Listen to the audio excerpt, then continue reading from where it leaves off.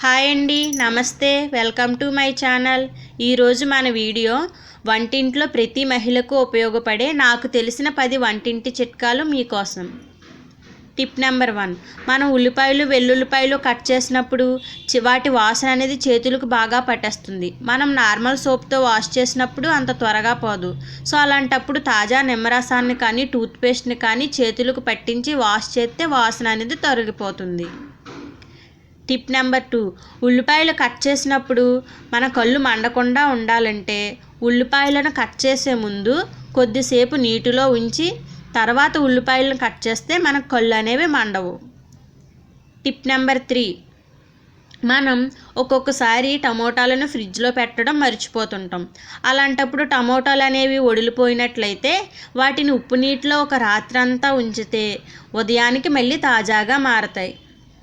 Tip number 4, మనం కోడిగుడ్లను ఉడికించిన తర్వాత ఒక్కొక్క కోడిగుడ్డు పెంకు అనేది సులభంగా రాదు. సో అలాంటప్పుడు ఉడికించే నీళ్ళలో కాస్త ఉప్పు వేసినా ఉడికించిన వెంటనే గుడ్లను చల్లటి నీటిలో ఉంచినా పెంకు అనేది సులభంగా వస్తుంది. టిప్ నెంబర్ 5, పొరపాటున కూరలో కారం ఎక్కువైతే గాబరా పడకుండా కొంచెం టమాటా గుజ్జును కూరకి కలిపి లో ఫ్లేమ్ మీద స్టవ్ మీద కాసేపు ఉంచితే కూరలో కారం అనేది సరిపోతుంది. టిప్ నెంబర్ 6, కూరలో ఉప్పు ఎక్కువైనప్పుడు కొద్దిగా పాలు లేదా పెరుగుని కూరకి కలిపితే ఉప్పదనం తగ్గడమే కాకుండా కూరకి కొత్త రుచి వస్తుంది. టిప్ నెంబర్ 7, దోశలు వేసేటప్పుడు దోశ పెనానికి అతుక్కోకుండా ఉండాలి అంటే దోశ వేసే ముందు పెనాన్ని ఉల్లిపాయ ముక్కతో రుద్దితే పెనానికి దోశ అతుక్కోకుండా ఉంటుంది. టిప్ నెంబర్ 8, పెరుగు పుల్లగా మారకుండా ఉండాలంటే దాంట్లో ఓ చిన్న కొబ్బరి ముక్క వేస్తే ఎక్కువసేపు తాజాగా ఉంటుంది.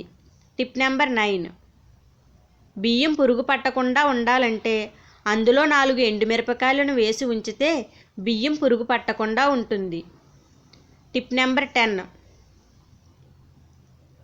ఫ్రిడ్జ్లో గడ్డకట్టిన పాల సీసాలను కానీ పాల ప్యాకెట్లను కానీ కొద్దిగా వేడి నీటిలో ఉంచినట్లయితే 5 నిమిషాల్లో కరిగిపోతాయి. చూశారు కదండి, ఈ వంటింటి చిట్కాలలో మీకు ఏ చిట్కా నచ్చిందనేది కింద కామెంట్ బాక్స్లో కామెంట్ చేయండి. మరిన్ని ఇంట్రెస్టింగ్ వీడియోస్ కోసం please like, share, subscribe our channel. Thank you for watching.